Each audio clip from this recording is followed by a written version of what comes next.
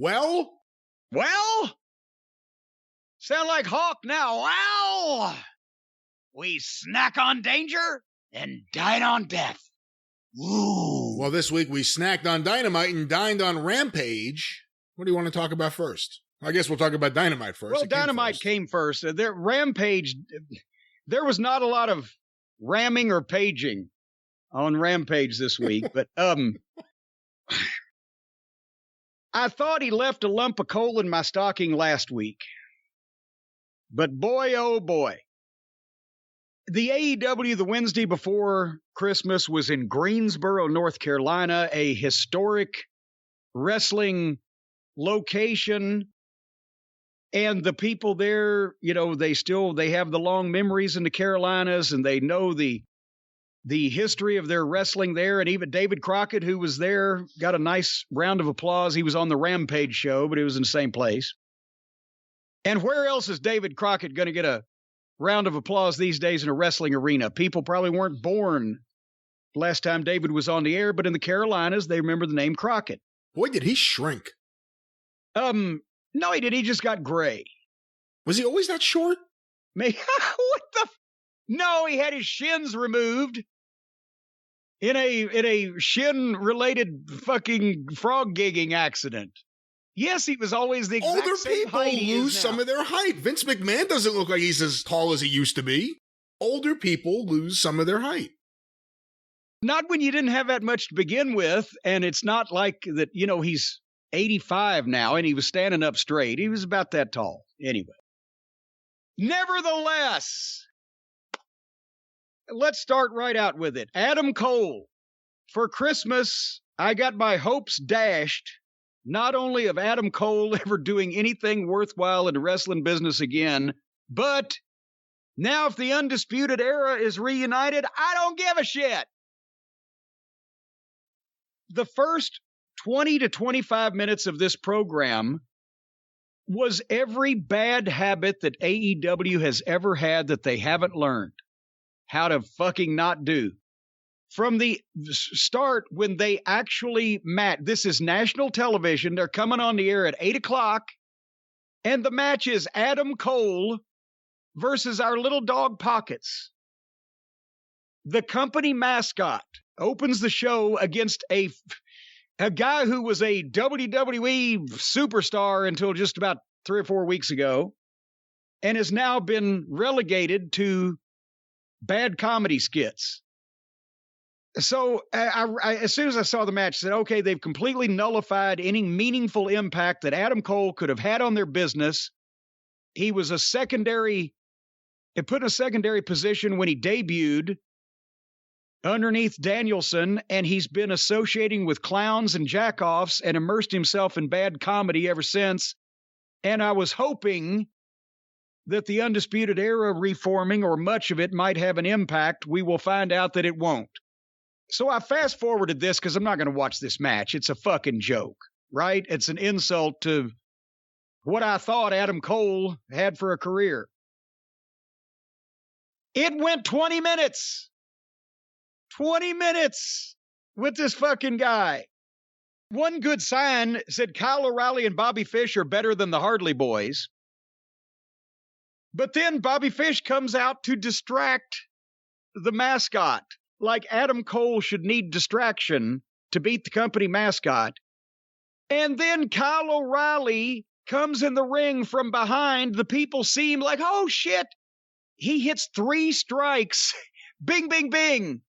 On our little dog Pockets before Pockets falls to the ground and then jumps out, and Adam Cole rolls in and still hits his finish on this fucking wafer thin, fishy white fucking joke. Which one are you talking about as wafer thin? Well, now fishy it's white? both of them, unfortunately. Yeah, give me a break.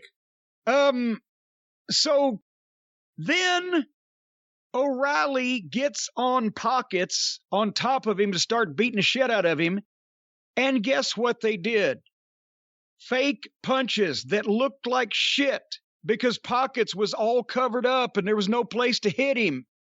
And O'Reilly is doing the same thing now that all the other outlaw guys do, where they just throw punches in the vicinity of the head and they have no steam behind them and they don't land and they look like shit. So instead of bringing the company up, they have debuted 3/4 of the top group from NXT that for the last 3 years. Bobby Fish hadn't won a match yet. Cole needs help to beat the company mascot, and Kyle O'Reilly debuts against the Puddin' Gang.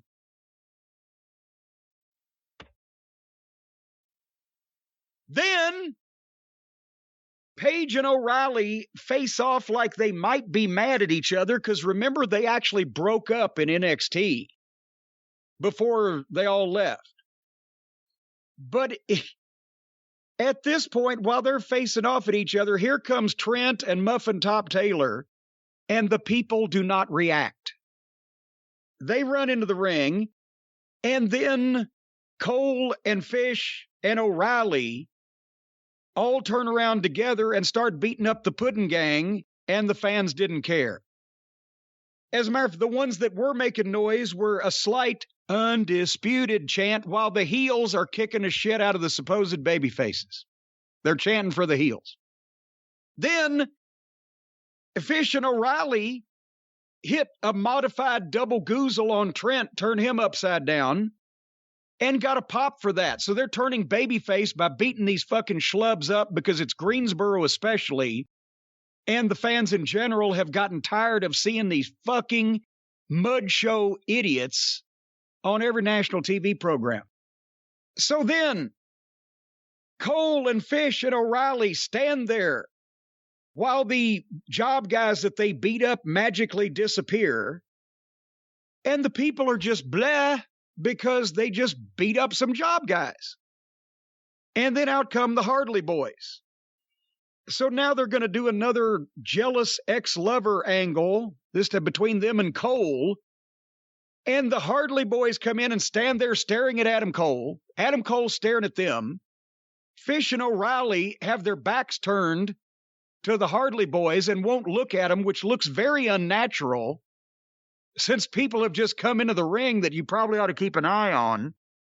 And they're all standing there waiting for the people to start caring and making noise and cheering or booing or rumbling or something. And they didn't. All the fans are going, what the fuck have we just seen here? And why are we seeing it?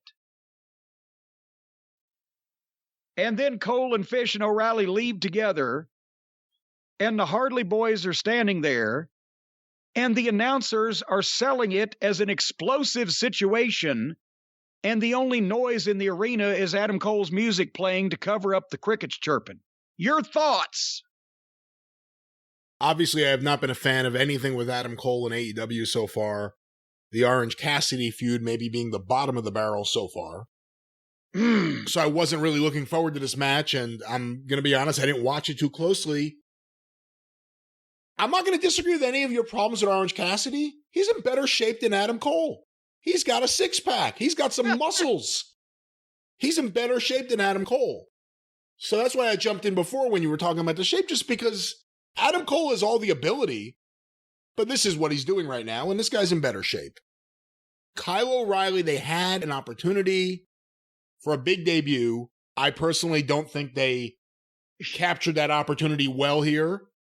He didn't debut against any main event star on the roster. He didn't debut against anybody that would be in a key position on a pay-per-view. He didn't debut against anybody that would be in a key position to draw money in a main event match. He jumps in and helps, doesn't even do it by himself, helps Adam Cole beat the company mascot. And it seemed to me, and I've always said that sometimes, I don't know if there's issues between how it's coming across on TV and how it is in the room, but you just said the same thing. It seemed to me like the room was dead for all this, and it's happened before with Young Bucks book stuff, where I forget what the angle was. It was something with Omega where there was just a lot of standing around waiting for I don't know what.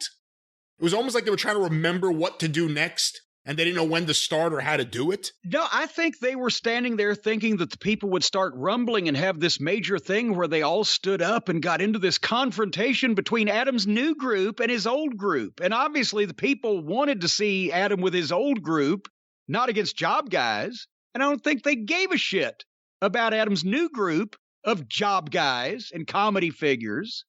And they didn't make any noise. And they're all standing there waiting for the fans to get into this shit. That brings up, are the Hardley boys burying these guys on purpose now, doing bad shit with them? Or are they convinced that they're still over now that people are starting to see through them and they've got better talent in the company? See, I think part of the problem is even the diehard Young Bucks fans who will rave about their matches and their work rate and everything they do, and they're the greatest of all time and no one has ever flipped like they flip. Even that fan has to admit their angles and their promos are awful. They're not good at that end of the business at all. I'm not a fan of their wrestling either, but I can acknowledge they have big fan base for that, I should say. But their comedy, their promos, their angles, it's always the worst thing on the show. And it's weird. Whenever it's a Southern California influence on AEW, it's usually the worst segment in the show. If it's from Chicago or the East Coast or even the Southeast, it's typically all right. But this was not good, and it was a waste of Kyle O'Reilly, and having the best friends in the mix here immediately drags it down. I know they don't see it this way because they're baby faces and they sell some merch, but it's like having the Hardy family office involved with something. It immediately drags it down to, oh, these guys are jobbers. This is a jerk-off thing. I don't care how popular Orange Cassidy is with some people. And then that's how you debut Kyle O'Reilly, and then I just don't think people care about the Bucks programs. They just want to see the flips in the matches.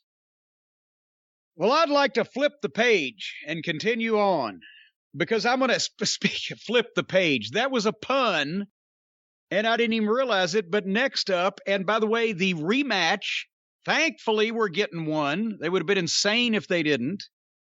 Between Adam Page and Bryan Danielson.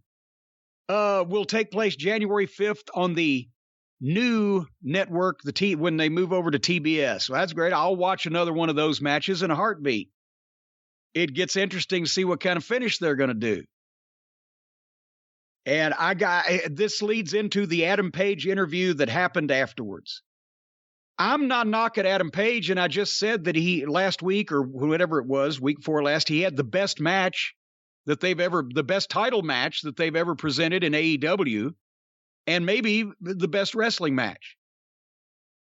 Do you think that Adam Page's perception from the fans, not just the AEW faithful who will accept anything, but his general perception, is he a world champion?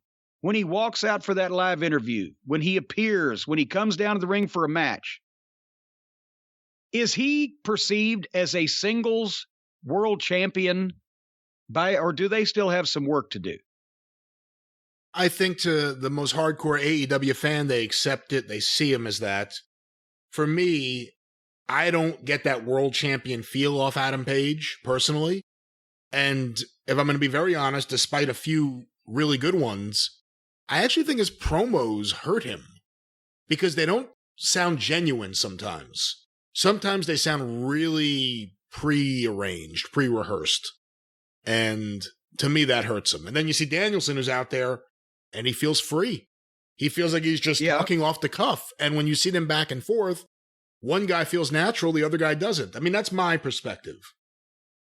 Well, and part of that, I call that to your attention because the Danielson and Page promo here, I got to be, if for the past 2 years, if Adam Page had been having matches, single matches, at the top of the card against quality opponents like Bryan Danielson and doing interviews against him and doing these same things when he was a challenger and somebody else, Danielson, perfect, be the champion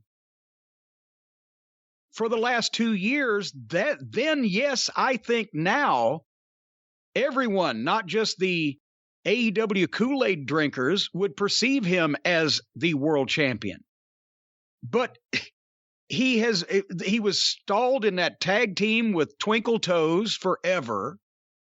where you knew they were going to break up at some point, but it never fucking happened.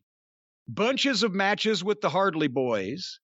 I won't even go into, again, the whole thing with the Dork Order and being a sad drunk and everything. But I'm just talking about, is this the way you push a guy, maybe in the story that they concocted at the start and stuck with, despite the fact of how rotten it was playing out on television? Maybe it made sense. But to the average wrestling fan, shouldn't they have seen Page wrestling single matches near or at the top of the card against veteran opponents, winning more than he lost, sometimes suffering setbacks and an occasional controversial loss, coming back to rehabilitate that record and get his win back, and show this as a single before he won the world title? Because what they did was they had this guy for 2 years. They made him a tag team guy and had him do a bunch of flippy, stupid matches, whether you like that or not. Involved him with job guys as friends and opponents. Made him an unreliable, sad drunk in this storyline that all 700,000 AEW fans just think was so classic of long-term storytelling. Made him look like a complete fucking moron. Then he wins the belt after he takes 2 months off. Then he wins the belt. Well, let me stop you. He wins the belt after he apologized to the Young Bucks for being a drunk. Oh, yeah. And they came to ringside and didn't interfere because, well, he had redeemed himself. Yes, since he apologized, we're going to let him have the belt.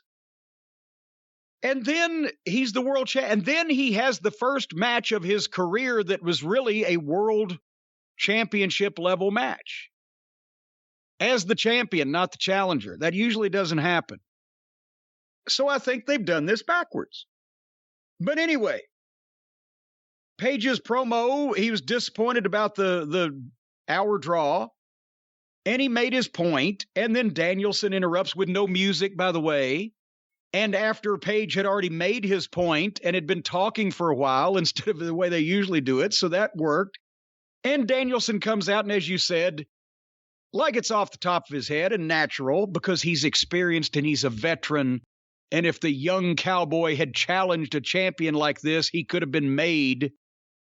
And Danielson tells him he's an entitled millennial cowboy that still has the title, and he's disappointed. Well, I kicked your ass for 60 minutes. I should be the one to be disappointed.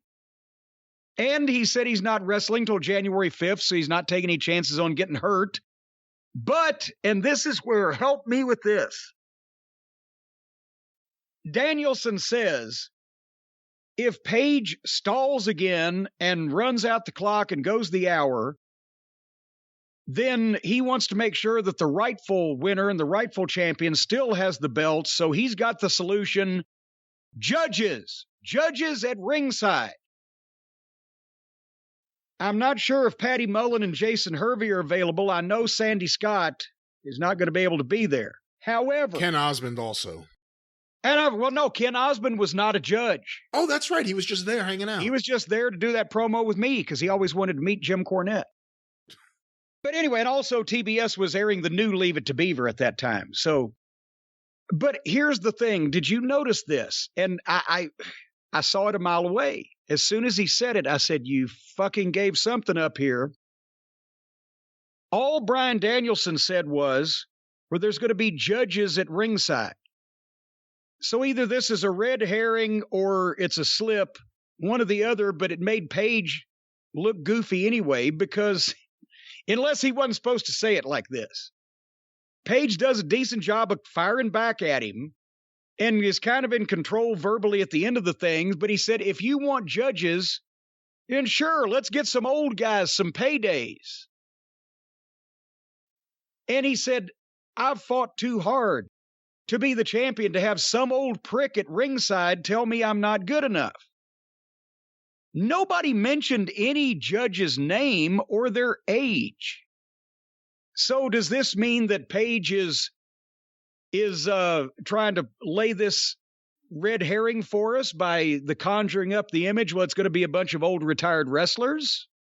And it turns out that Danielson brings in some young people and that it will be favorable to him, and that's the way the title changes, because I hope it does, because goddamn Bryan Danielson needs to be the champion of this company. Or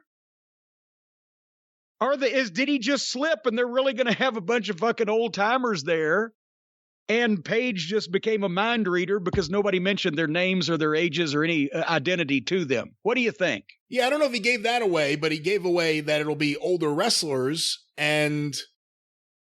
But will it? I mean, who else would it be? More than likely it would be older wrestlers. Well, it's the heel's idea.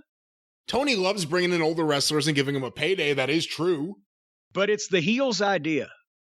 So did Paige just say, okay, fine? And he did say, okay, fine, because wait, ain't going to go an hour. I'm going to beat you before that. So I'm telling you, and once again, this is Bryan Danielson, and he's smarter than all the rest of these people, obviously, because all the rest of these people are doing fucking mark booking in the basement, and Bryan's shit's interesting. The fans complained that they went to an hour draw in a world title match like that. Well, oh my God, how dare they do something like that? That was the best match. That was the best thing they've ever done. So now tell me that these people's heads won't spontaneously immolate if Bryan Danielson was to bring in ringer judges and they go another hour and they give the belt to Danielson on a fucking judge, and Paige is bullshit and Tony Khan's bullshit. And now Danielson's the champion, but at the same time, he never beat Adam Page. But Adam Page has never beaten him.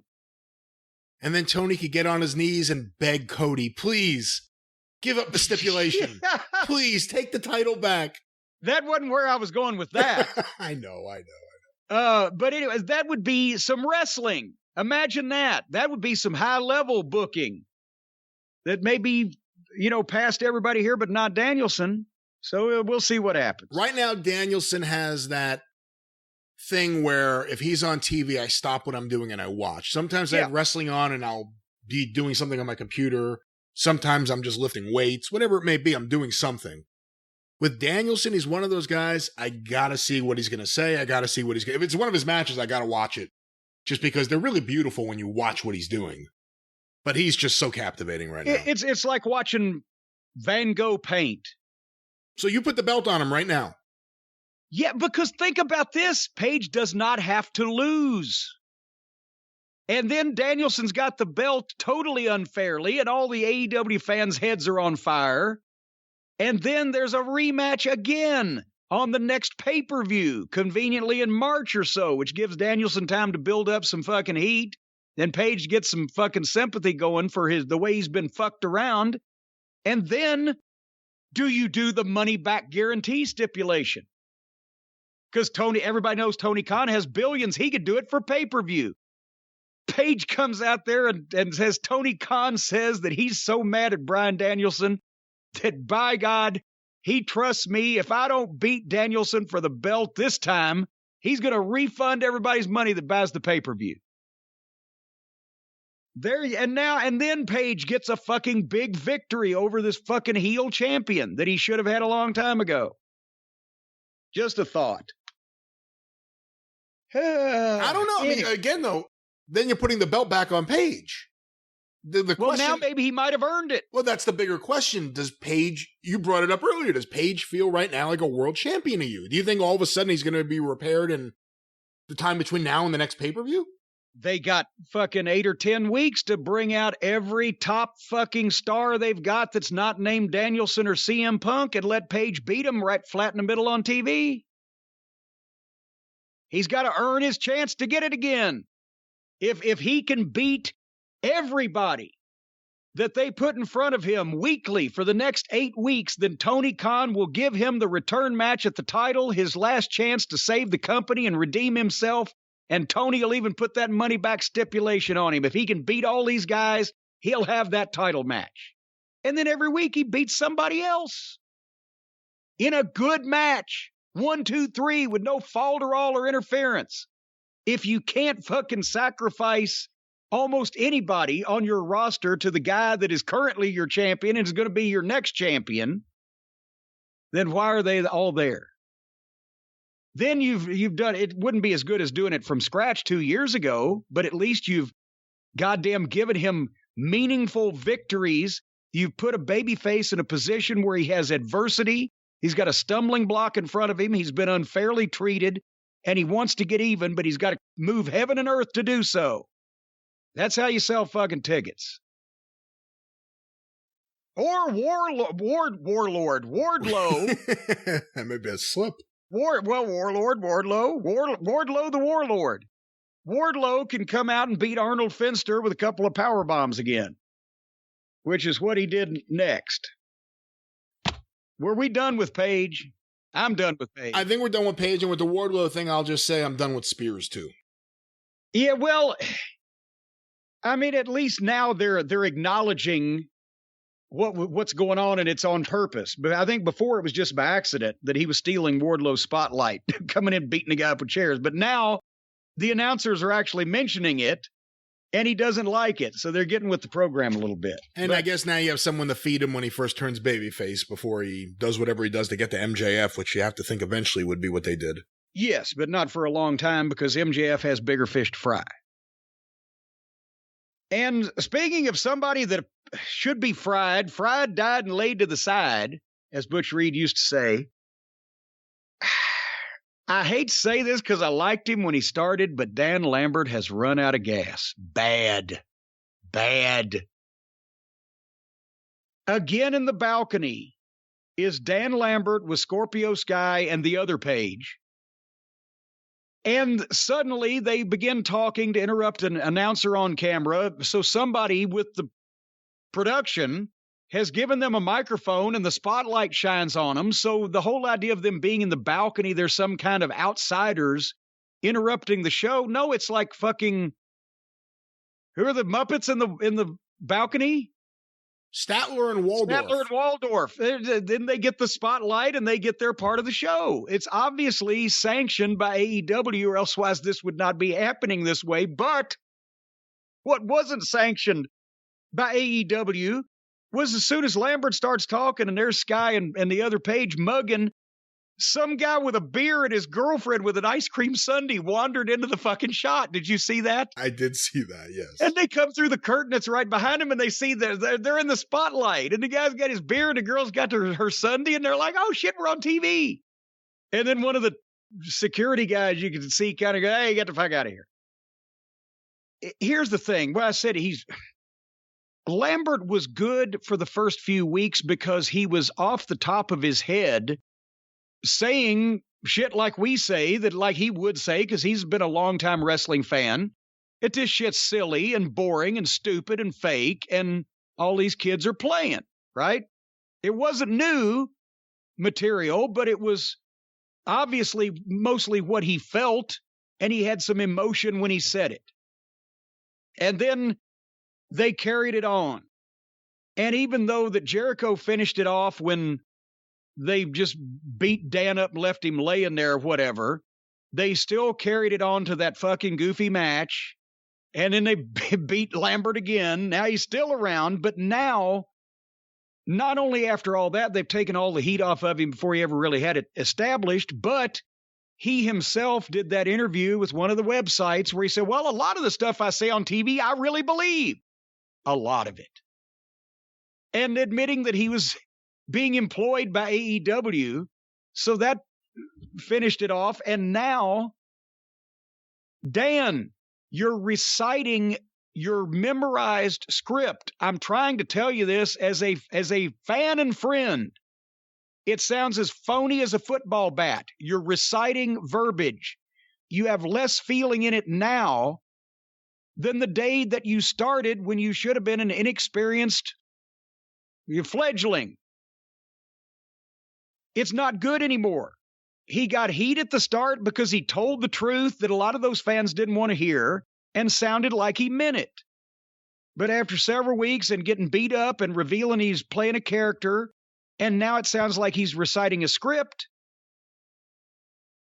it's not good anymore. And now they're trying to put him in the position, which they actually had him say, of trying to be the one to get Cody cheered, which apparently nobody, including Genghis Khan and Attila the Hun, can accomplish these days. Did I give an accurate depiction of the Dan Lambert segment here? I think so. I mean, I thought it sucked, but I thought almost every segment he's been in has been awful. The plot holes, like, why is he in the box? Why is the spotlight on him? Why does he have a microphone? Why are they allowing him to broadcast this on TV and to the house? That's always been questionable, why any of this is happening. He's with Scorpio Sky and Ethan Page. I know why you don't like Ethan Page. I actually think Ethan Page has a look, and he's got talent. Scorpio Sky is he's just bland. I'm sorry, and I know he's trying to ham it up there. And AEW, I was thinking about it the other day, because there's so many guys that we think, why are these people still there? And there have been some guys that thankfully got off TV relatively quickly.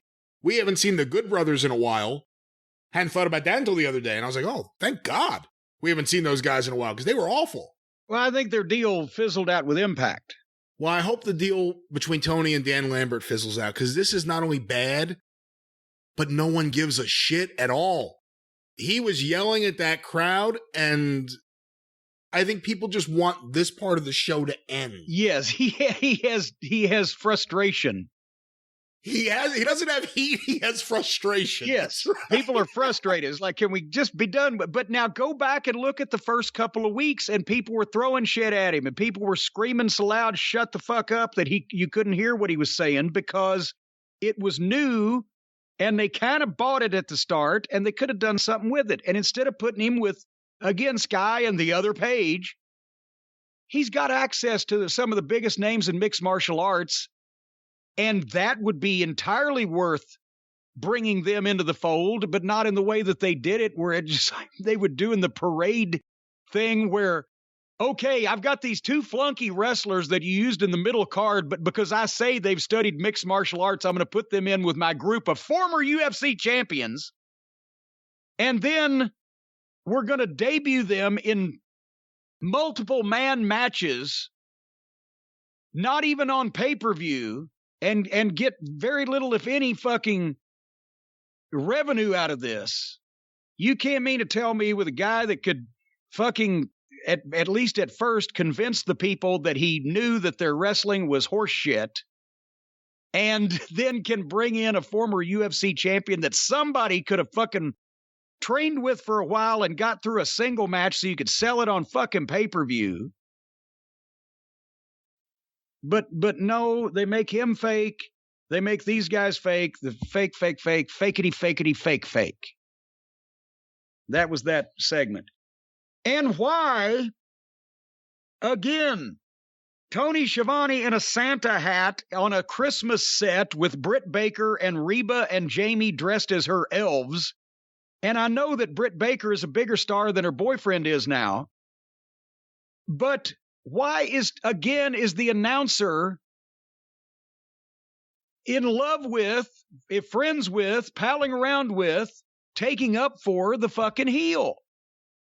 You've got beloved Tony Schiavone, who's right there with this girl, is trying to get heat, and he's endorsing her as a wonderful person. So that psychology is so fucking around the bend, I can't figure it out. But the only bad thing about this promo on Brit's part is she was talking about having another match with Riho, which is apparently going to take place on one of these shows coming up, either the new TBS show or a Rampage or whatever, but we can't get away from that. I'm afraid that they're going to put the belt back on Riho, because Brit's way too old, way too tall, and way too good a worker for fucking Twinkle Toes. Are you excited about seeing Brit tackle Riho again? No, I'm not particularly excited about that match. And I think Omega's actually been a supporter of Brit Baker's, from what I understand. But let me just say, I think Brit Baker's so good on camera. She's so good talking, which is amazing if we remember those first heel promos that she did, which were a nightmare. Yes. And she's so good right now. I like Hayter as kind of the muscle. I hope they don't turn her right away, although it seems like they may be. Reba just, drinking, hanging out as the flunky. Schiavone bothers me in these things. What is he doing? And he's not, I don't know. You know how I feel. There's a revisionist history that Schiavone was this great announcer in the 90s. In reality, he was awful in WCW. and he's not bringing much to the table now. It's just, he's someone they like, so they keep him around and they hire him. But I don't think Schiavone's good in any of these things. And what was he doing here? He's doing shtick. I don't want that.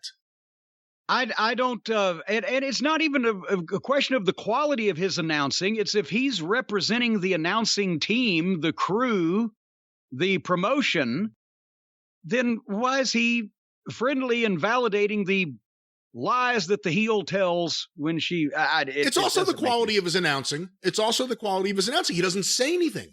He just throws out a phrase and then goes silent. No, but I'm just saying whether the announcer is great or the shits, they shouldn't be validating the heel's opinion. Right. Yes. And coming up next was a package on the Owen Hart tournament, which I thought was very well done. Some of the guys with what Owen meant to them. Some were more articulate than others on that, but they not only everybody was like, well, fuck, WWE owns all the Owen Hart footage. They were able to use Japan. They were able to use some Calgary, some stuff, home footage from Martha, because obviously she's involved. So it was a nice package and a nice chance to see Owen Hart on TV again after 20-something years. The only thing I didn't like, and I know it's kind of a minor thing, but it's just one of those things in wrestling, and WWE's done it a lot that I really don't like. I don't like having the heels all of a sudden show you that they have a heart. If Adam Cole's a heel, he shouldn't be in this talking about how much he loved Owen and how much that... I'm not saying it's not true, and He shouldn't say that to Martha, but if he's a bad guy, why do you show him in such a sympathetic light on the same show where he's a bad guy? I don't like that. Again, because they're going to go, because this is real life. It's all supposed to be real life, you fucking idiots. Yes, that is, but that goes back to, shit stained 20 years ago. Well, this is a shoot. Well, how are we supposed to know the difference? Why don't you give us a fucking guidebook so we know when we're shooting and when we're working? Because I just always go with it. Everything's a shoot. But anyway, nice package. That's what she said. But I'll tell you one thing, Bryan. You'll get plenty of nice packages if you patronize our friends at Homedics. That's right, Homedics. That's exactly right. Because, folks, whether you have been working your fingers to the bone, and you know what you get when that happens, bony fingers, and you've been putting up Christmas decorations, you've been going out and shopping, you've been carrying the family up and down the stairs, whatever you've been doing, you're sore, you got body pain.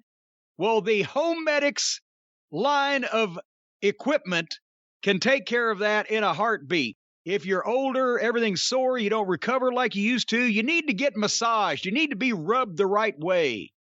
You need to have heat and cooling and massaging and cushioning and things. And the folks at Homedics have all of those things. It's a family-owned and operated and established business. And their whole line of massage products is meant to make you feel better, from a massage gun with built-in hot and cold technology. And I understand that it's a 45 caliber gun, but that the bullets actually shoot. Huh? There are no bullets. Well, they shoot hot and cold technology into you. Via osmosis, yes, but there are no actual bullets. Nothing to worry about. Osmosis, I thought that was only to do with plants, but it's a massage gun with built-in hot and cold technology. There's a massage cushion that lets you lie down or sit up depending on your therapeutic needs. You set it in your chair. You can lay down on it on the floor or on your bed, and it massages your back and your neck. And boy, howdy, don't try to suck on that massager because it'll knock your teeth out. Just if I turned over and was laying face down, and boy, that was a mistake. But anyway, they've got a 3-in-1 foot massager. And this thing, it's like a big oval thing, and you stick your feet in the holes, and it massages your feet and heats them up. And the vibration's so powerful, it says it will loosen the muscles in your legs and lower back. It also sometimes will loosen your fillings if you turn it up all the way. That's just if you've got the Louisville Gas and Electric Service. I think they give us a little bit more power. It is safe for your fillings unless Dr. Maglino was your dentist. Well, there's where my problem was. Lano's the one who put my fillings in. No wonder they fell out. But anyway, the moral of the story is Homedics has massagers that address your pain points from head to toe. And we've tried them, and they're amazing. And as I said, the Detroit family that founded this company in 1987 did it to help make people's lives better. And today they are the established leader in wellness and home health innovations backed by traditional wisdom and modern technology, plus an A-plus rating from the Better Business Bureau. And they didn't cheat much on that application, folks. They're a brand you can rely on. Join the millions of customers who trust the Homedics family to take care of their family. So, whether you're dealing with chronic pain, or just like me, a chronic pain in the ass, or you're just looking to help your muscles recover from a workout, right now, if you go to homedics.com/Jim Cornette, that's HOMEDICS.com/Jim Cornette, use the promo code Jim Cornette, you're going to get a free portable phone sanitizer when you buy $100 or more in massage products, which alone is a $60 value. And that we've talked about the germs and the pestilence and the amoeba that are on most of these phones, so they need to be sanitized. So this is a very healthy thing to do also. So massage yourself, heat yourself up, cool yourself down, and clean your phone. Homedics.com/Jim Cornette and use the promo code Jim Cornette at checkout for your free portable phone sanitizer with a $100 massager purchase. It'll be worth it.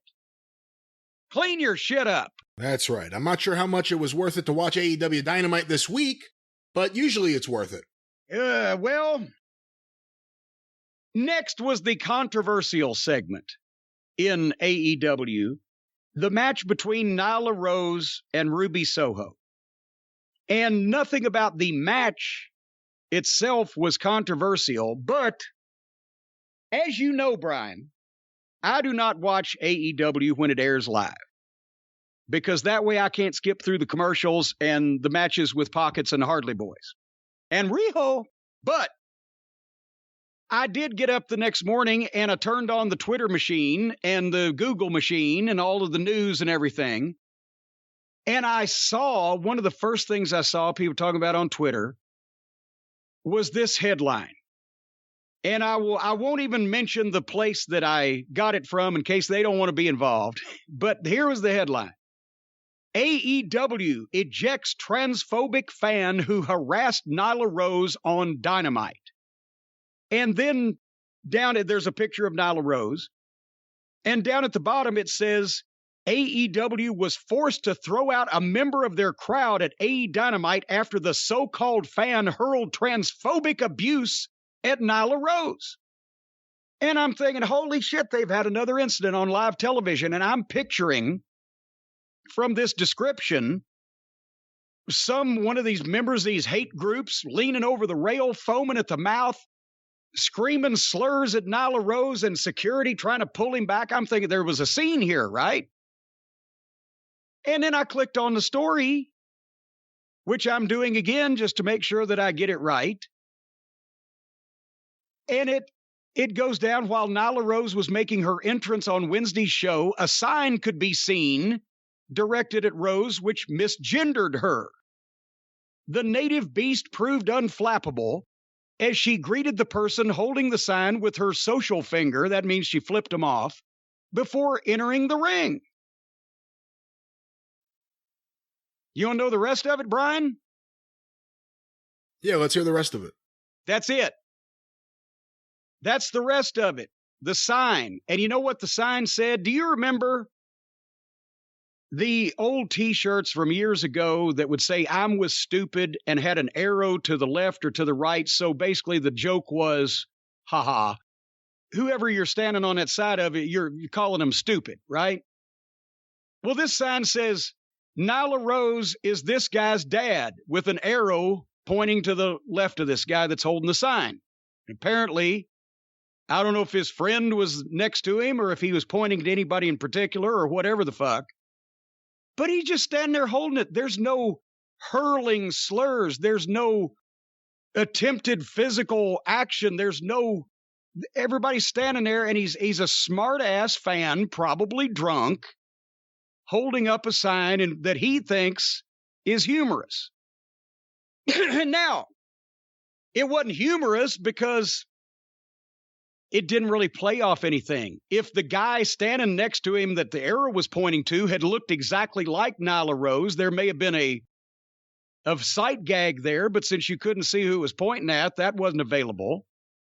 If they were doing some kind of angle on the TV show with Maury Povich where he was going to reveal the father of somebody and it had a double meaning with their angle or their television program, well, it might have been witty, but they don't. And so it's just a drunk, smart-ass fan with a sign in the crowd. And when I went and watched the television show, do you know what Nyla Rose did? Well, you do because you watched the show, so I'll tell everybody else. She walked over there, saw the sign, flipped the guy the finger, turned her back on him, and went about and had her match. But suddenly, besides the fact that apparently they didn't kick the guy out right away, they took the sign, and then I saw the guy sitting there, and then after a while I didn't, so I guess they went back and got him. But this on so many levels. People on Twitter were already losing their minds. And then when I mentioned on my Twitter the following, I'll read the exact tweet. I excerpted this article with that headline that conjured up images of chaos. And I said, boy, times have changed. When wrestling drew big crowds, fans got tossed out if they committed physical assault or pulled out a knife. If you'd tossed them for saying, because I didn't have enough characters, if you'd tossed them for saying horrible things and hurting the wrestlers' feelings, the buildings would have been empty, like they are now. Now, besides for the little smart-ass conclusion there about the current state of the empty buildings,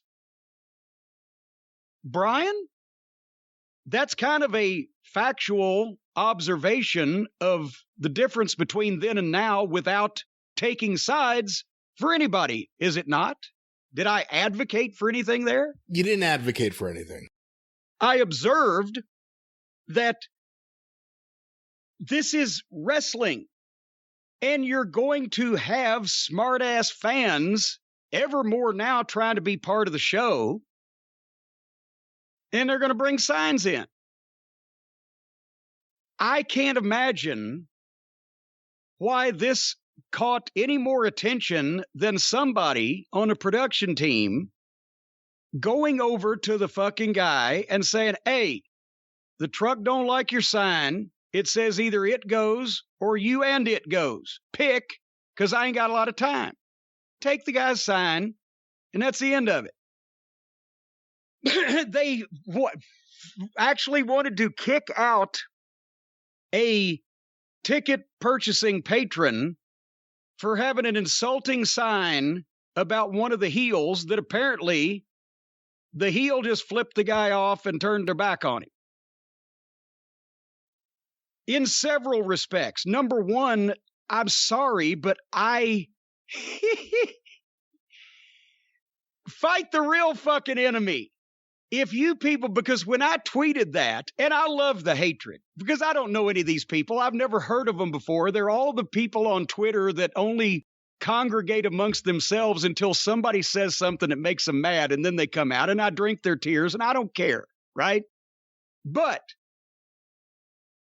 they went ballistic. They lost their fucking minds. You horrible bigot. He was a bigot. That fan was a hateful bigot. They were likening the fan to Adolf Hitler calling for genocide. And because I didn't immediately say this is the worst thing that's ever happened to this poor individual, and this is the worst person in the world, and he ought to be strung up in the town square, I am a hateful, racist, bigoted, hate monger that doesn't deserve to live. As a matter of fact, one of the people on Twitter actually said that. You're a horrible human being, And I hope you and your whole family die of a long malingering disease. Well, that sure tells me that you're a great person who cares about humanity. Anyway, so everybody lost their mind. And this is why, ladies and gentlemen, that the Republicans think that Democrats are all nuts. Because you lose your mind over a guy with a smart-ass drunk with a sign at a wrestling show.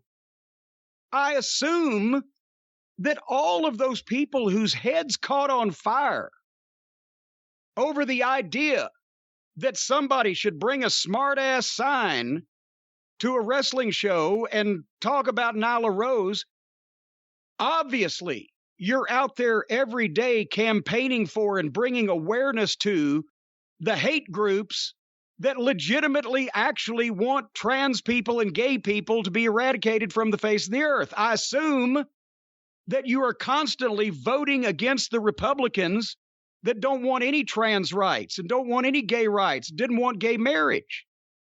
I assume that you're marching in the streets and engaging in an online campaign to call out and bring attention to the religious hate groups that think that fucking gay people and trans people and anybody that doesn't believe in God and is the same as they are should be eradicated because they're heathens and fire-breathing Satan worshipers. I assume you want to get rid of all those people, and you're actively doing something about it since it so incenses you that somebody would bring a sign to a wrestling match.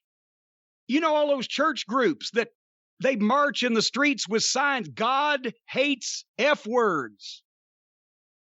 And we all know that people who care about what God thinks about other people are the most not only gullible, but the easiest to influence of anybody. So they're the ones that go out and not only bomb the abortion clinics, but engage in violence against trans people and gay people because God's mad at them. That's what those groups are doing openly and under the pretense, not even paying taxes because they're under the pretense that they're religion and that they're a fucking positive group, when in actuality they spread hate. Just like the Republicans that don't want anybody to have any rights.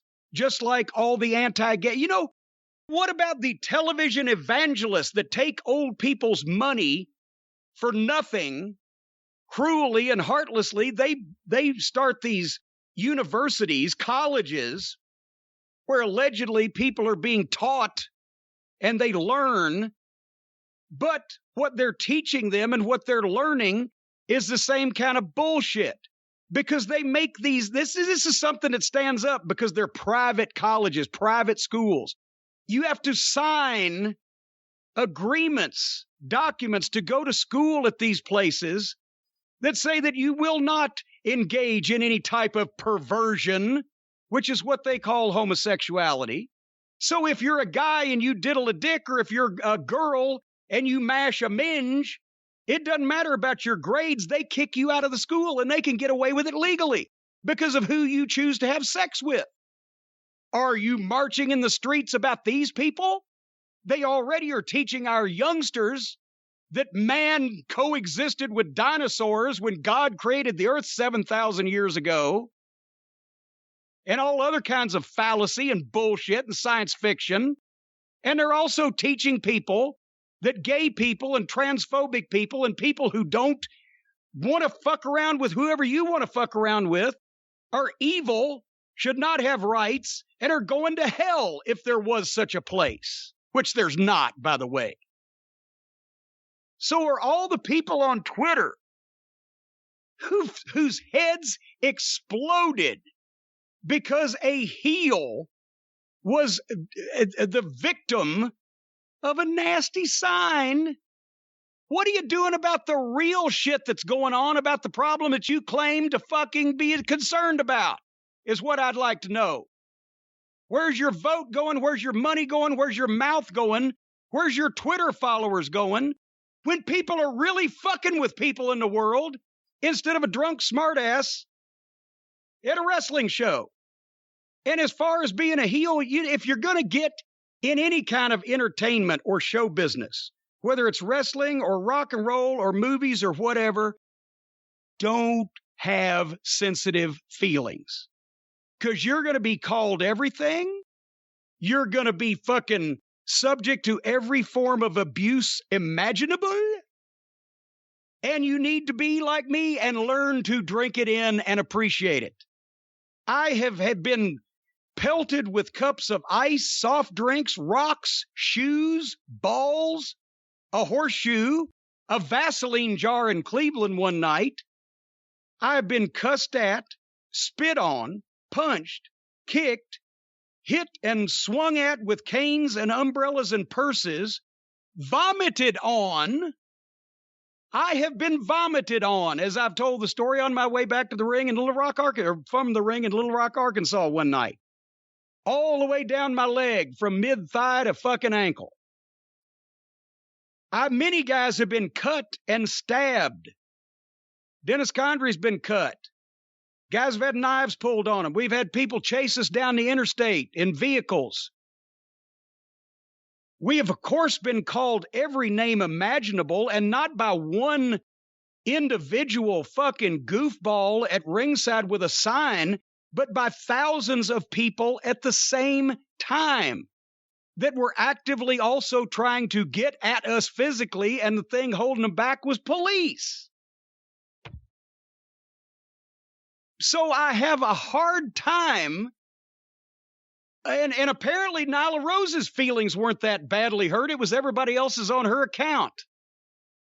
But I have a hard time conflating a drunk wise ass in ringside holding up a sign that didn't have any profane words or obscenities in it. By the way, here's another thing. Somebody said, well, Cornette, you used to come out before the Ring of Honor TV tapings and tell people not to cuss and think, well, of course I did. Because Ring of Honor was taping television for broadcast TV. And at that point in time, maybe over the last 10 years, I've missed the landmark decision that came down. But at that point in time, if you were on broadcast television and you aired words like fuck or any of the other famous 7 words you can't say on television, the Federal Communications Commission, the FCC, would fine you. They wouldn't fine the person that said fuck. They would fine the broadcaster that broadcasted, which meant that if we were having our fans cussing in audibly chanting, cussing, fuck, whatever, we would either have to post-produce it, would cost time and money, or we would have to air it, and then every Sinclair Broadcasting television station would have to pay the FCC a fine. So yeah, dumb shits. But there was no profanity on this sign. These people on their program say goddamn and shit and shithead and full of shit and prick and asshole. And the fans chant, you fucked up.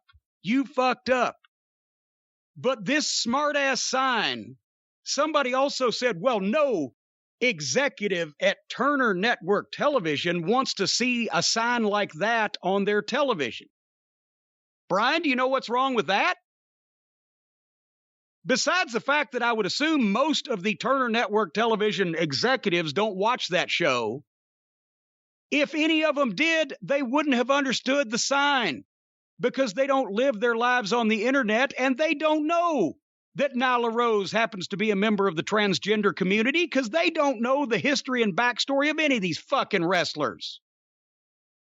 So it would have made no sense to them whatsoever, and they would have said, well, look at all these weird signs these weird wrestling fans hold up. But if that sign said, fuck Nyla Rose, they'd be on the bat phone, calling down there saying, what the fuck are you showing on our network?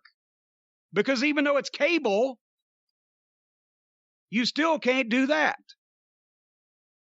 Somebody else said, well, this wasn't just a wrestling fan doing this thing and about a heel. This was not directed at Nyla Rose's character. It was directed at her as a person.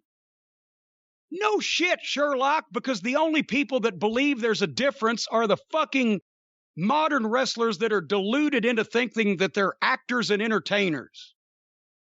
There is no difference, and there shouldn't be, between your character and you, which is why you need to learn to have a thick skin, especially if you're a heel, because they believe that you are that person, or they should. If you're doing your job right, they do. And part of the problem with wrestling these days, and the reason why it doesn't draw what it used to, is because most people don't believe that that's true, and that they think that these are a bunch of people playing characters. And guess what? In a lot of cases, they're right, which is why a lot of these guys don't get over. And then somebody else said, well, I guess, Cornette, you're such a hate-filled, racist, transphobe. And where did race come into this at all? Race was not mentioned. I believe we're talking about sexuality. But they say you long for the days when the wrestling arenas were filled with signs with the N-word, and you could just say all these things to all the fans. Number one, I have never, in almost 50 years of going to wrestling matches, seen a sign in an arena with the N-word. Never. As a matter of fact, in the 1970s and in the 1980s, really, till the late 80s, you didn't see any signs to begin with. Nobody brought signs to the arena. They chanted, if Jerry Jarrett was selling, they'd say, go, Jerry, go, because he was a babyface. Nobody brought signs because the fans then didn't come to be part of the show. They came to watch the show. Every once in a while, somebody's fan club president might have a sign for them at ringside and give them a cake on the way to the ring.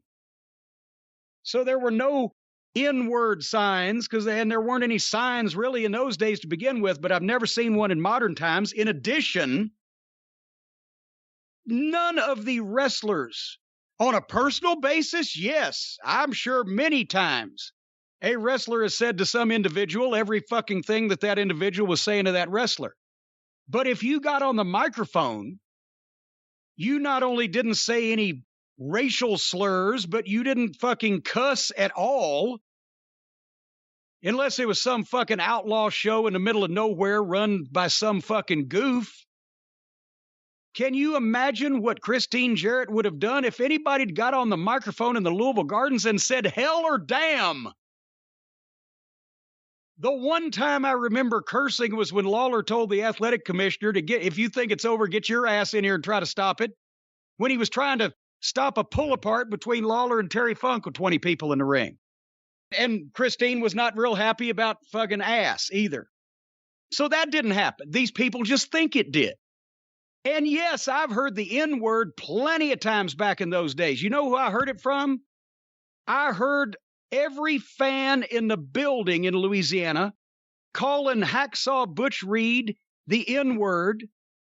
And I saw those same thousands of fans moments later cheering at the top of their lungs every fucking breath the Junkyard Dog took.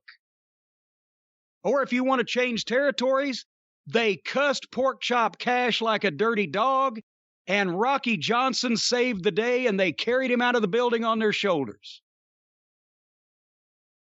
If you think, well, there must be something wrong with that, it's because, yes, you're right.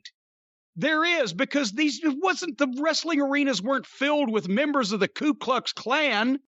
They were filled with normal people that the heel was a no-good son of a bitch that lied and stole and cheated and fucking fucked around my favorite wrestlers, my heroes, and was a piece of shit with no redeeming qualities. And that motherfucker I call every name in the book. But a guy the same color, the same ethnicity, the same whatever, he's a babyface, he's standing up for us, he's the guy, we're carrying him out of the building like a conquering hero. It wasn't about color, it was about context and who was who. And the heels were the ones who were vented at because they were the antagonist to the protagonist. And somebody else said, well, what would Ernie Ladd have said if someone had a sign with the N word on it. And I can actually give you a context into that. Not a sign, because we've mentioned there weren't any of those. But I came back one night, late 84, somewhere in one of the buildings, because Ernie came back for a little run at that point. And somebody on the way back from the ring had dumped a whole beer over me, past the cops, over the shoulder. I'm fucking soaking wet, my jacket, my tie. I stink like beer. It got in my eyes. It's burning. Motherfucker, come back and throw my shit down. I'm like, I wish I could have fucking dinged that bastard with my racket. And Ernie's sitting there. He said, you need to look at this a different way, Jim Cornette. What are you talking about? All that abuse, that's the heel's applause. Now, if they do something physical, then you got to protect yourself and do what you need to do. But the spitting and the cups and the beer and the garbage and the catcalls, that's the heel's applause. That's your standing ovation. And then he said, and he didn't use the phrase N-word, but I will. He said, every one of those fans out there that ever called me an N-word put money in my pocket. Okay. I ain't gonna argue with Ernie Ladd. We have become such fucking lunatics over the right way that everybody should speak to people and talk about people that we've forgotten to have any kind of perspective on who the real villains are and who the assholes are. And you're always going to have assholes. But a guy with a sign at ringside at a wrestling event, I could tell by the looks of this guy, he's not on the city council. He's not making any laws. He's not out there marching in the streets demanding that gay people be burned at the stake like some of these religious organizations. He's a fucking drunk putz at ringside with a sign making fun of one of the heels. And the heel did the right thing. Flip him off and turn your back. But everybody else going out of their fucking minds about this, I hesitate to think what would happen if something really bad or really challenging happened to poor Nyla Rose, because it's just been said, well, she's incredibly strong that she could get through this. Get through what? Have somebody trying to run you off the fucking road, or chasing you down with a fucking stick, or trying to cut you, or have a bunch of people out picketing saying that your people ought to be walked off the face of the planet Earth and dropped in a fucking hole somewhere. That might be something to go through. You might need some strength for that. Smart-ass sign in ringside? Not sure about that. That's why the Republicans think we're all fucking lunatics. Because we have no perspective, and we don't fight the real enemy. Which makes it easy for them to fucking fuck us, right? So, and I don't know why that automatically everybody assumes that I'm transphobic, since, wait a minute, by the definition of phobic in the American Heritage, and by the way, that's the 3rd edition of the American Heritage Dictionary.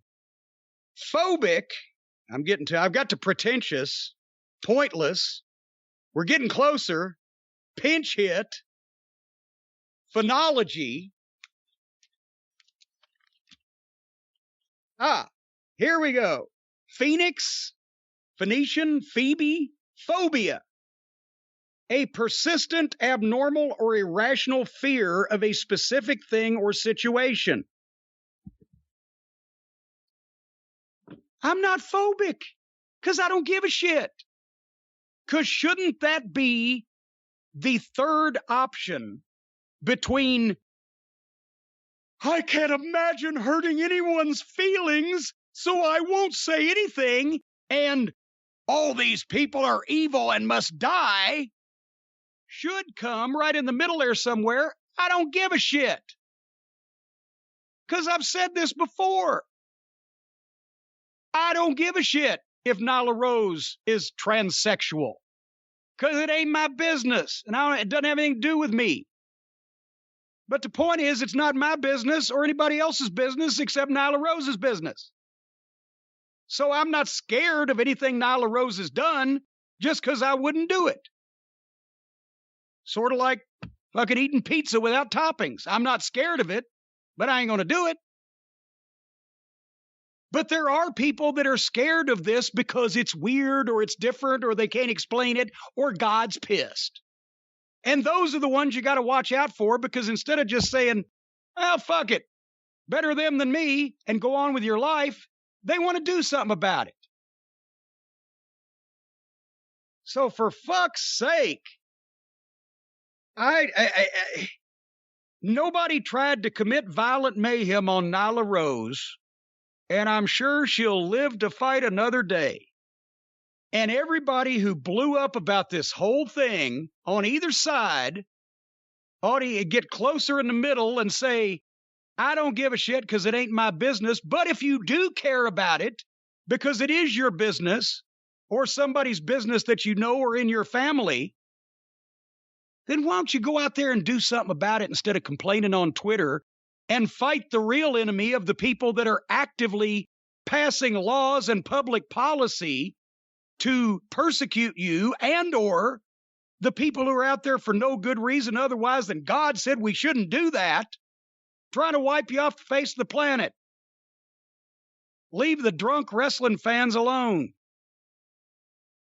That's just my thought. What do you think, Bryan? I agree with some of what you said. I disagree with some of what you said. We don't know if the fan was drunk, so I'm not going to assume that. You keep saying that. If he those signs were not made by a drunk person. Those signs were made at home by someone who wanted to bring signs. So I'm not going to. Okay, well, I'm just saying like some goofy smart ass. He probably had a couple of beers, whatever. Here's where I'm at, and I kind of don't understand why you don't see it this way, because to me it's very simple. We just did a half hour on this. To me, it's very simple. He brought a stupid sign. He was looking to get a reaction. Yeah. He got thrown out like he should have. Because there are certain signs anyone with any common sense sitting at home knows this is a sign that's cute. This is a sign that could cause a problem. Because it's completely fucking ignorant. Look, you can't compare now to 1984 or anything in the past. It's two different businesses. I hate to say it.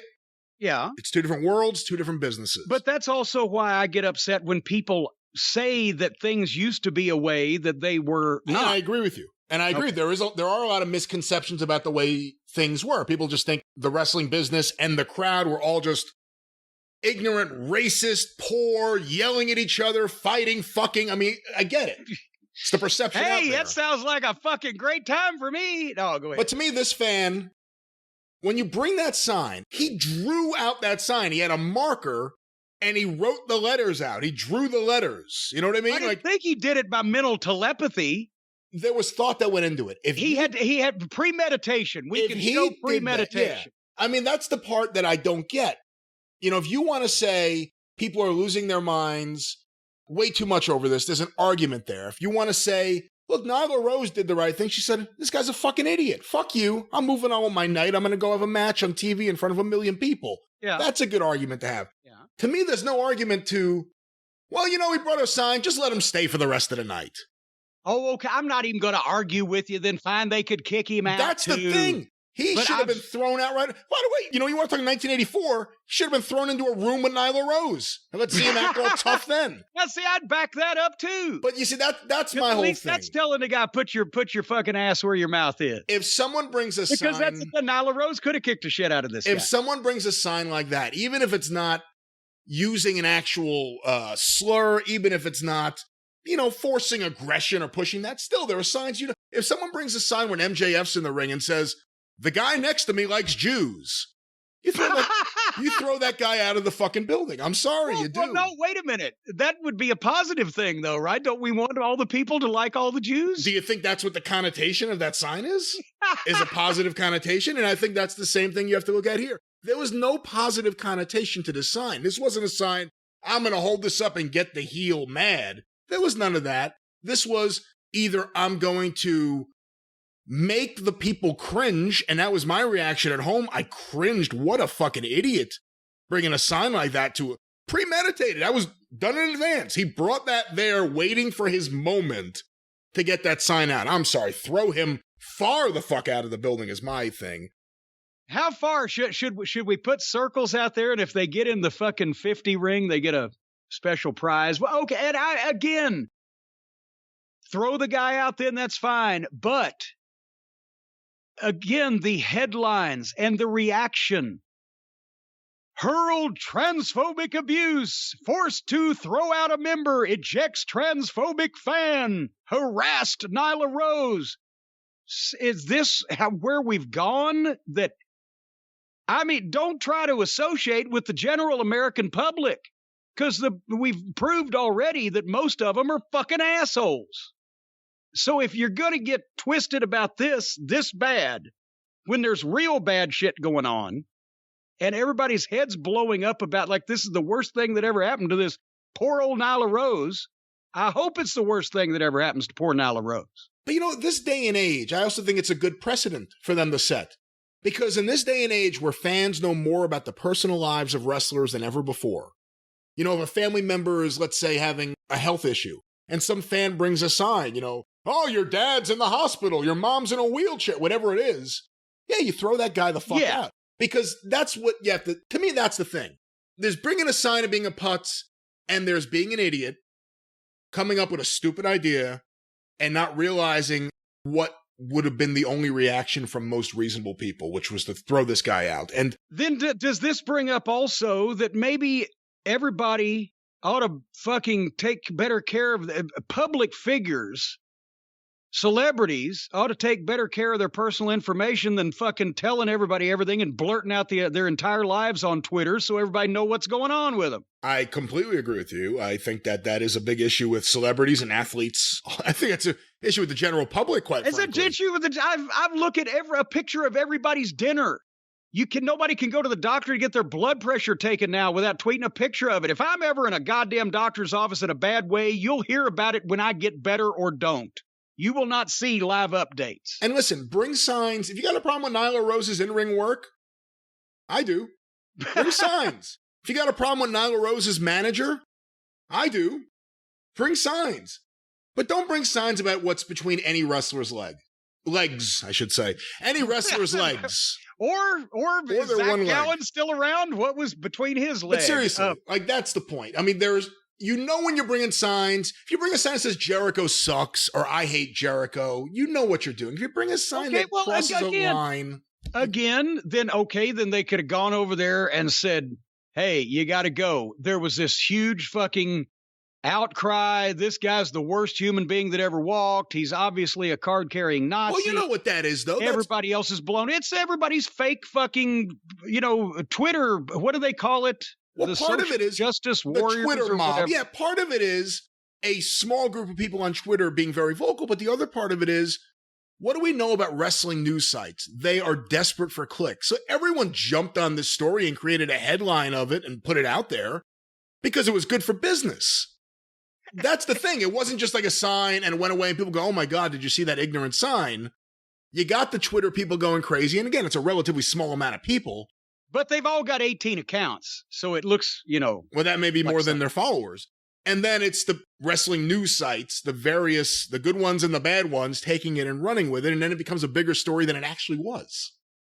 Of things that I have seen and heard of people doing and having done to them in wrestling arenas, like I said, I hope this is the worst thing that ever happens to Nyla Rose, and when she looks back on her career when it's finished, she'll say, wow, I got by without anything really bad happening to me. I wonder if Oki Shakina's wife is still alive. But again, I'm not going to compare now to them. Wait, I'm just okay. Think about this. Because they said Nyla Rose's wife was upset on Twitter also, which is a relationship I don't know anything about. Don't know who this person is, but she was upset.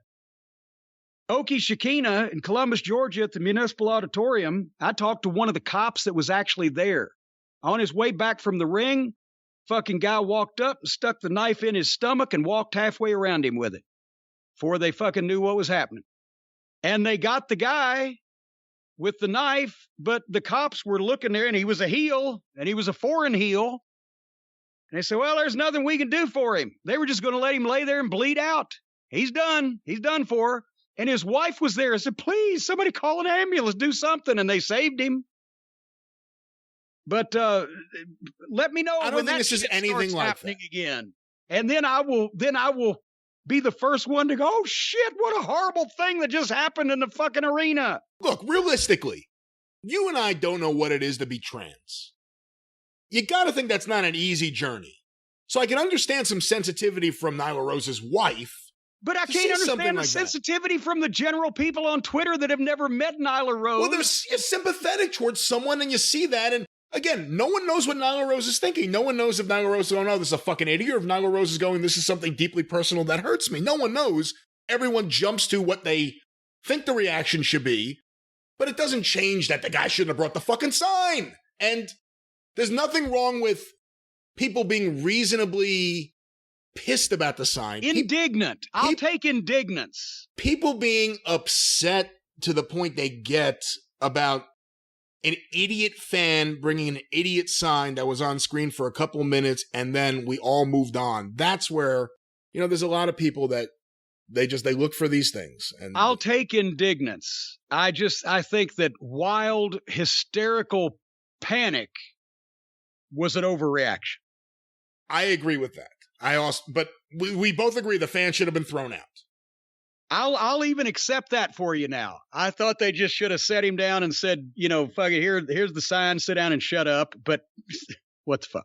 I don't care because I don't know who he is either. So I'm in the I don't give a shit moment.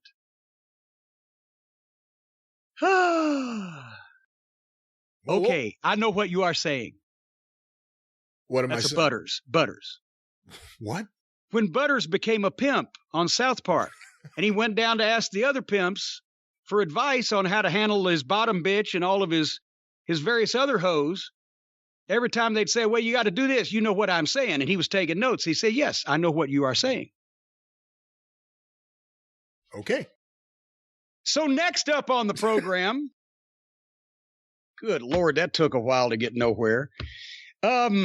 Did you like Malachi Black and Griff Garrison, Bryan? After all that, I'm not sure if I remember it. Don't worry, nobody else does either.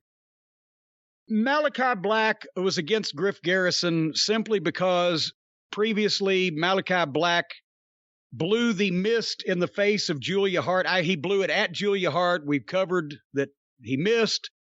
A little of it, the wind blew some of it to Pillman's face. So while Julia was selling, he was screaming, somebody get somebody. And Griff Garrison's the one that's mad, and he wants Malachi Black. And he was so mad, he even asked Brian Pillman last week, whose side are you on? When Pillman was trying to say, hey, don't fucking bite this goddamn bite off of this guy because it's more than you can chew. So anyway, Malachi Black does his spooky entrance, and Griff Garrison comes down looking like the water boy from the high school football team trying to buy crack in the hood. He was in way over his head, and he didn't know what he was going to do once he got there. But he was so mad at Malachi Black for what he did to their sister, Julia Hart, that he ran immediately into the ring, jumped up on the turnbuckles, turned his back on Malachi Black, and urged the fans to cheer for him. So right there, he's pissed. Nobody sits down and goes over this with these guys. That would have been the first thing you would have said to a babyface. You're mad. There's been shit happen to your sister, Julia. Don't go out smiley face and glorify for the crowd. Have your game face on and be looking at this guy like you want to fucking fight him out in a parking lot. I stared a hole through a motherfucker one time in a courtroom to the point where he had his attorney tell my attorney that I needed to quit looking at him because it unnerved him so badly. But Griff was happy. Anyway, he was happy until the bell rang and he ran toward Malachi Black and ate Malachi Black's boot. And then he wasn't happy anymore. And then for whatever reason, Malachi Black stands there and looks at him and then slides out of the ring and stands there looking at Brian Pillman. And then we found out what the reason was, because he stood there in the right place for Griff Garrison to recover and hit the ropes and come and hit a dive on him. But Griff almost went completely over Malachi Black's head and almost killed them both. So, boom, I knocked the guy out with a kick. Instead of trying to pin him, I'm going to slide out and stand right in the perfect place for him to hit me with a dive when I don't do anything to his partner and don't pay any attention to what my opponent's doing. And then after that, you know, it was about as bland and awkward a match between a top guy and an underneath guy as I've ever seen. It wasn't smooth, it wasn't exciting, and it wasn't good. And Malachi Black won with a single leg crab where, God damn it, I'm trying to figure out how to explain this. You know, when you get a Boston crab, you hook your arms underneath the calves of the guy's legs and lean back, right? Of course, yeah. He had a single leg crab, but he didn't have his arm under the leg behind the calf. He had the guy's leg was just bent, and Malachi Black was holding it around the knee. So there was no fulcrum in there as you use the arm to cinch back on the, I don't know. But then he won with the crab, and then knocked out Pillman with a kick. This is just getting drearier and drearier. Malachi Black is getting less over because he does weird things that don't make any sense. Not weird spooky, but weird don't make any sense. And poor Pillman has now been relegated to the sidekick of the job guy that gets knocked out after the match is over with. Your thoughts? Not really sure what they're doing and where they're going with all this. Pillman Jr.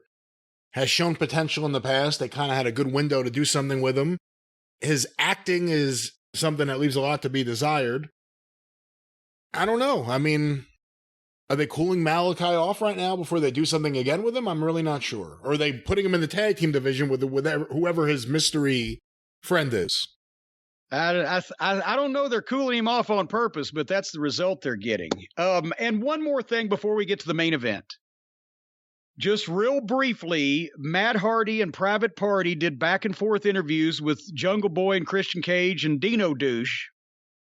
And the whole joke in these interviews was Jungle Boy's talking about pounding their ass, and they're talking about pounding Jungle Boy's ass. And they're not even smiling or smirking or got the twinkle in their eye when they do it. They're saying it straight. So obviously they're grown adult men, and they know the first thing that's going to cross everybody's mind when they're talking about pounding each other's asses, but they're not even doing it with a twinkle. They're doing it straight. So is that homophobic speech? Trying to make a joke out of an activity that many people find pleasurable? Or is that just their way of just doing comedy that's not funny and juvenile? In which case, why aren't they back in ringside with the previous unfunny juvenile that had the sign that was making mockery of someone else's sexual practice? These are questions I ask myself. You can't have it both ways. You can't be out pounding ass in one segment and then worried about something else in another one. Did you notice that?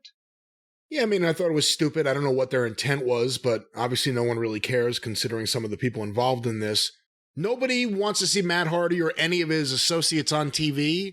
We've already established that. Everyone knows it, but Tony Khan likes him, so we're going to keep using him until his contract is up. But since no one cares about any of this, just turn Christian on Jungle Boy now and let's stop wasting our time because no one's really cared about this pairing at all. Just do the turn now. You know what? That would be an elevation for Jungle Boy, because if he could have matches with Christian, he would learn more about how to work without bad habits. He wouldn't be doing all these fucking flips. You'd have a Dynamite underdog babyface that would really get over if he had a veteran to lead him. Don't you think that's where this is heading? That's the impression I'm getting. Well, I've long past caring about where any of these people are headed. Fair enough. Because they're always fucking together. Anyway, the main event of the evening, a 6-man tag with half an hour left in the show. It's a Christmas present. The big entrances, everybody got their big entrances. FTR and MJF against Sting, Darby Allin, and like Mussolini on LSD, CM Punk. I know he's straight edge, but I needed some LSD after the first 90 minutes of this program. A couple of observations. Great sign, MJF stole Christmas. But again, as we've established, they bring signs because they remember the Attitude Era and everybody wanted to be part of the show. FTR's AAA belts look like license plates for a 36 Packard.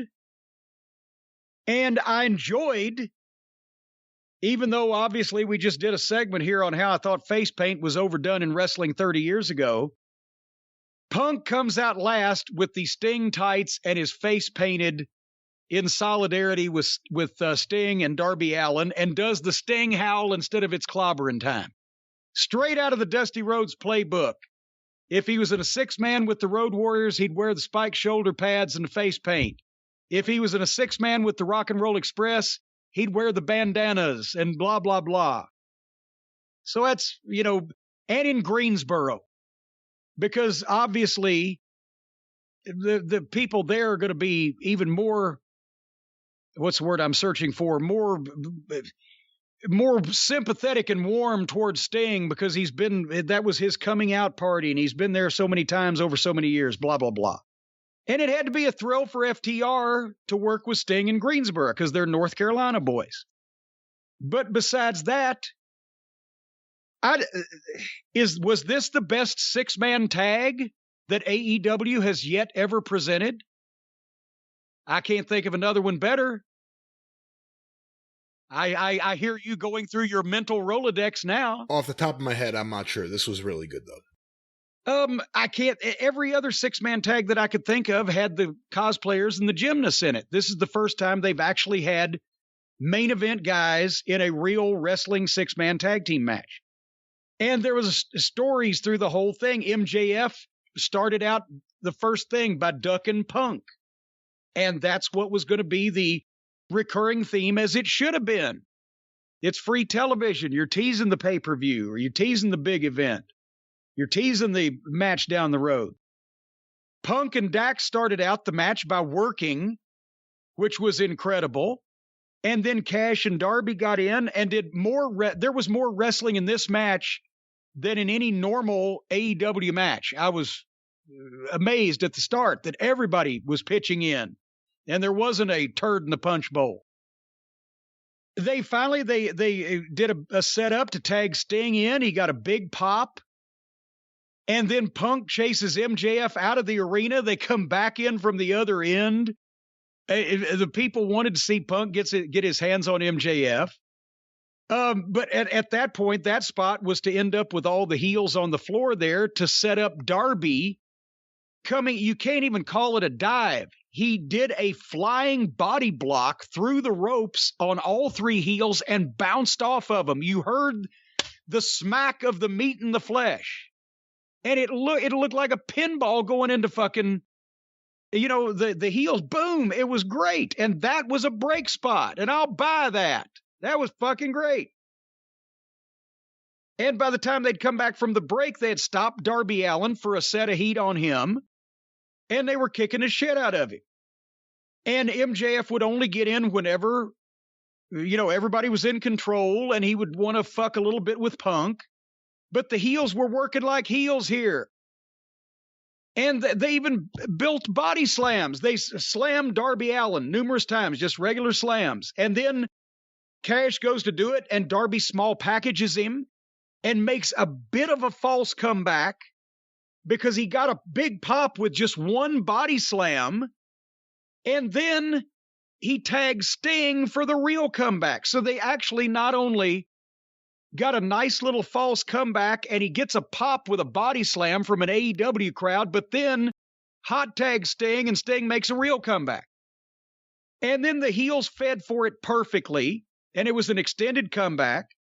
Then he gets the Scorpion, and MJF comes and stops him from behind, and they go to the break again. It was fucking brilliant. They come back. Now they've got Sting down there getting some heat on him.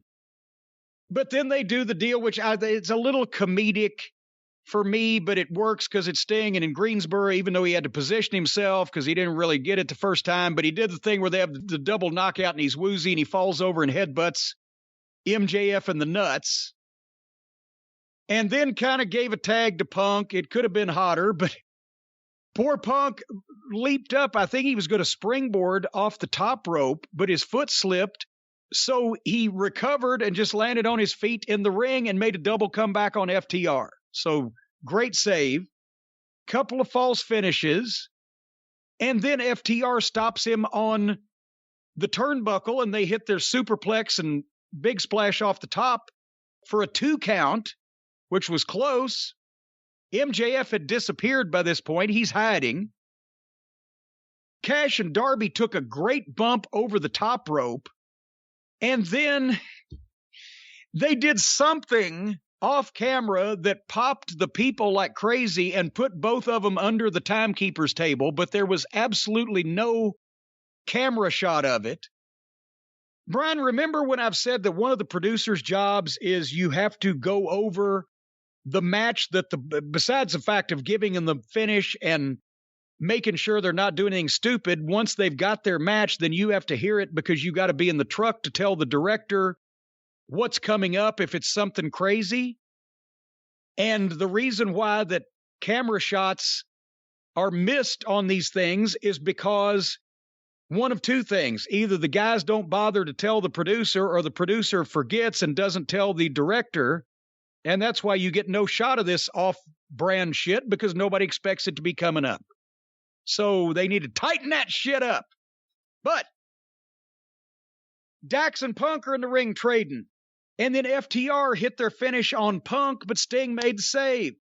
And then MJF is back, and he DDTs Sting, but Sting no-sells it and nuts MJF on the ropes. And then I know they're trying to give Sting all these big spots, but Sting ran MJF across the ring and hip-tossed him over the top rope where FTR was waiting to catch him. But you can't... If you're going to hip-toss somebody over the top rope, you have to hip-toss them over the top rope. Because that turns them. If they dive on their own and they're still trying to be hip-tossed, if you don't put any oomph behind the hip-toss, they're just going over head first, which is what happened. He went head first over MJF or over FTR and almost landed head first on the floor. They broke his fall enough that it didn't break his neck. But do you see what I'm saying with the turn? Sting should have been underneath MJF's left arm with his right hand, and he should have been around MJF's neck with his left hand, and he should have got under him good, so that when MJF jumped, he could have both pushed and turned MJF's head. But as it was, MJF just dove straight over the top rope, and that was a dangerous thing. But having said that, as soon as they determined that MJF was not paralyzed and might walk again someday, Sting comes off the top with a crossbody onto the floor on all 3 heels, and that got a big pop because, fuck, he's 62 and it's Greensboro. And then that was all we got because Punk was lining up MJF for the GTS, but Dax came in and shoved MJF to the floor, and then all 3 baby faces gave Dax their finishes and beat him 1, 2, 3. A great match. And again, FTR lose again. This time it was the right finish and the perfect result. It's just all those times that they beat FTR with lesser talent in places they shouldn't have been beat that has now made it, instead of this being a big impactful thing, is like, okay, well, we know FTR loses again. Which is why you should give guys credibility before you start having them do jobs to everybody in sight so that when they do start doing some, it means something. Nobody believes FTR is going to win anything these days because they never do, simply because the Hardy Boys are jealous of them and have to prove by a self-fulfilling prophecy that they're not the best tag team in wrestling, even though they are. Your thoughts? I like MJF and FTR together. Although I hate them being called MJFTR. I think that's stupid. I hope that doesn't stick. I wasn't crazy about Punk coming out with the face paint, and I get the reference to Dusty doing it when he teamed with the Road Warriors or teamed with Sting. But I don't know, it didn't feel right to me. But, it's a minor thing to kind of pick on here. With the MJF moment where I was scared, I thought he broke his neck there for a second. I looked at it like he was overcompensating for an older wrestler who may or may not be able to do what he was trying to get him to do. Maybe I'm wrong, but that's the way I see it. Well, then don't do the spot, because then it's a rib on yourself. Oh, I'll do this big spot with Sting, and he'll still be walking tomorrow, but I'll be paralyzed. It was good to see MJF do a promo afterwards because it showed that he was alive. So that was good to see. But MJF has heat, and he's great. If he does more with FTR, away from the spears and away from the Tullys, Wardlow, if you need to, just because you're building to something eventually. They all wore matching colors. Like, it looked good. It looked right. They aren't that far apart in height. It just looked really good. Everybody looked professional. Everybody looked in shape. Everybody could work. Everybody seemed serious. It was a level above the rest of the flock there in that company. You had 3 of the best in-ring workers in the whole business on that heel side. And that'll get some people mad because some people say, oh, MJF's not that good or FTR aren't that good. Talk to anyone in the business. In the ring, those guys know what they're doing. And Punk is having just a great 2021. I'm sure he'll have a great 2022. I love Darby's dives. I wait for him now because he lays them in, and now I'm seeing him bounce off people. It's even cooler. And I'll give AEW credit, although it hasn't always been perfect, and he's gotten some wins over guys like FTR at that show in Queens and different things. It hasn't been perfect. But when you see the way Tony Khan has used Sting for now the last year, and you compare it to all the ways WWE used Sting. Oh, good Lord. Or any other way you could have used Sting right now, and I actually think they've done all right. I will agree with that. I think they could have put a couple of things that he did on pay-per-view instead of free television, because in hindsight, it didn't matter for the ratings that much, but what he has done, for the most part, has been nothing wrong with. And it was a good main event, and, they did a good rating. And I believe the main event ended up pulling similar ratings to the opening of the show, which is a good sign. Usually the viewers are just tuning away, not coming back. But it was a good main event, and it went a while. It went like a half hour. And I've said it before, the serious stuff on these shows work. And if you have more stuff with Punk and MJF and their aligned wrestlers and Bryan Danielson and Adam Page and what they got going on and different things, this is the shit that works and that's really good. And that feels like a modern take on the things that worked in classic wrestling. The Bucks and the Best Friends and Adam Cole and all that other shit. It just feels like, I can understand why some people thought that was cute a few years ago, but it feels like everything else is kind of passing that stuff by right now. Hey, the rest of the kids are growing up, and the problem class is being left behind.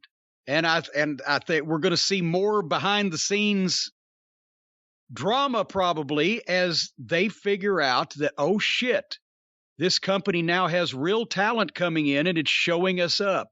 How can we stop that? How can we bury these people? We'll find out who comes in and has the cachet and the pull in the industry not to get buried on purpose, like a lot of the other people have been that didn't have that same pull. Well, perhaps if you were brought in and buried and you didn't have any pull, you needed to find a way to get some pull. You needed to find a way to get a good lawyer. I'll tell you what. You're exactly right. And I'll tell you something else. I've talked to our friend who I will mention in a second about some of these things lately. He has filled me in. Folks, if you want to find out your legal predicament, whether it's positive, negative, or indifferent, there's only one man that you need to call in this entire world. Call Stephen P. News.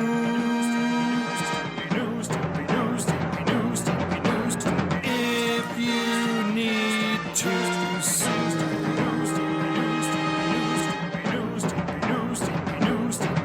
An outlaw mud show or two. Skills to the rest. Yes, I was just talking to our good friend, Stephen P. New at newlawoffice.com, 888-692-8084, wishing him a Merry Christmas. And we were talking about these arbitration clauses that he's been paying close attention to, and he's attempting to call people's attention to them so that they won't fall in these traps. They're all over the place.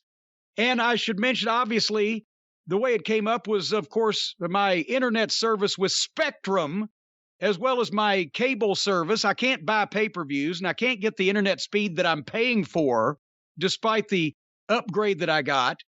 And he checked into, actually as a Christmas present for me, suing these rotten, crooked, criminal bastards, Spectrum.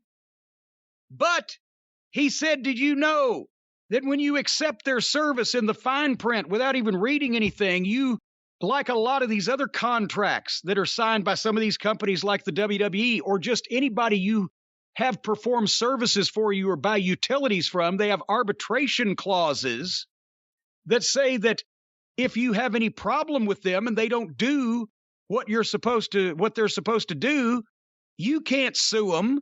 You have to go to arbitration. Or if you're employed by a company and something goes wrong there and somebody mistreats you or harasses you or whatever, you've given up your right to a jury trial like the Bill of Rights supposedly gives us. It goes into arbitration, and then the company that you are sideways with gets to determine whether you are at fault or whether the person that works for them is at fault. And guess how that usually goes?